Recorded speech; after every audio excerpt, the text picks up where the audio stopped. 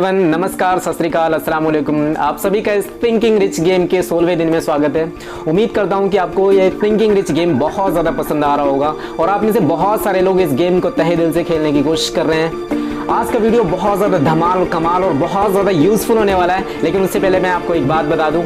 अगर आप उन लोगों में से हैं जो इस दुनिया को देखने आए हैं, दिखाने नहीं, तो प्लीज़ आप इस वीडियो को यहीं पे रोक दें और आगे ना देखें। लेकिन अगर आप में कुछ करने की जिद जुनून है, आप इस दुनिया को देखने नहीं बल्कि दिखाने आए हैं, तो आपके लिए वीडियो बहुत ज़्यादा यूजफुल होने वाला है। बगैर स्किप किए इस वीडियो को लास्ट तक जरूर देखें।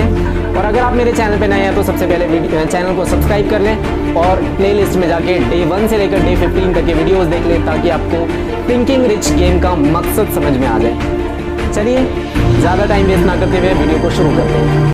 कहते हैं कि महापुरुषों का जन्म बार बार नहीं होता, वो तो सदियों में एक बार जन्म लेते हैं। ऐसे ही एक शख्स है जिनका नाम कैलाश कटकर है, जो किसी जमाने में कॉलेज ड्रॉप आउट थे, लेकिन आज एक मिलेनियर एंटीवायरस कंपनी क्विक हिल टेक्नोलॉजी के सीईओ हैं। वो ना तो पढ़ाई में बहुत अच्छे थे और ना तो उनके अंदर कोई बहुत अच्छे स्किल्स थी। 1980 में उन्होंने सीनियर सेकेंडरी स्कूल पास करने के बाद ही उनके घर की दशा सही ना होने के कारण उनको पढ़ाई छोड़नी पड़ी।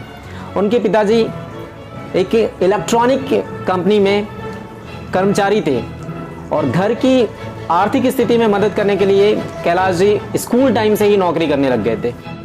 वो एक रेडियो और कैलकुलेटर रिपेयर वाले की दुकान पे काम करते थे। वहीं रहकर उन्होंने रेडियो और कैलकुलेटर रिपेयर करना सीख लिया था। थोड़े दिनों के बाद कुछ पैसे कमा लेने के बाद, कुछ पैसे इकट्ठा कर लेने के बाद उन्होंने खुद का बिजनेस शुरू करने का सोचा। पुणे में एक किराए की दुकान लेकर उन्होंने रेडियो और कैलकुलेटर रिपेयर का बिजनेस शुरू किया। उनकी लगन और मेहनत के कारण पहले ही साल उनको 45,000 रुपए की इनकम हुई।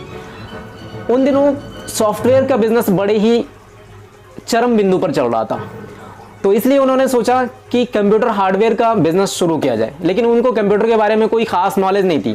तभी उन्होंने क्या करा कि कंप्यूटर का बेसिक पहले कोर्स किया उन्होंने, उसके बाद कंप्यूटर हार्डवेयर का उन्होंने बिजनेस शुरू किया।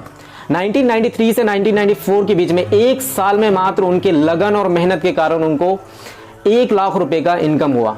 उसी साल उनके छोटे भाई सॉफ्टवेयर की पढ़ाई कंप्लीट करके अपने भाई के बिजनेस में लग गए। कुछ समय के बाद उन्होंने एक टीम हायर किया और क्विक हिल टेक्नोलॉजी के नाम से एक एंटीवायरस लॉन्च किया, एक एंटीवायरस तैयार किया।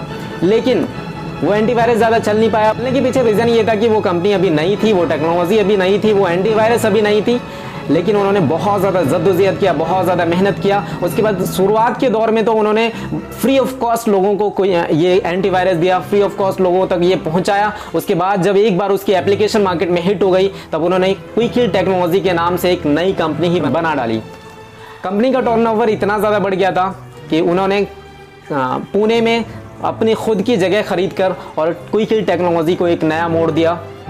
आज वो कंपनी एक मिलेनियर कंपनी है और कैलाश कटकरी उनके सीईओ हैं। तो कैलाश कटकरी ने ये सिद्ध करके दिखा दिया कि प्रतिभाओं को किसी भी सुविधा की मोहताज नहीं होनी पड़ती।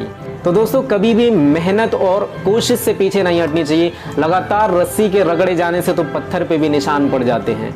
Never ever give up. कभी भी हमें कंप्लेन नहीं करना चाहिए कि हमारी वजह से हमने ये नहीं कर पाया, हम उसकी वजह से ये नहीं कर पाए, हम इसकी वजह से वो नहीं कर पाए।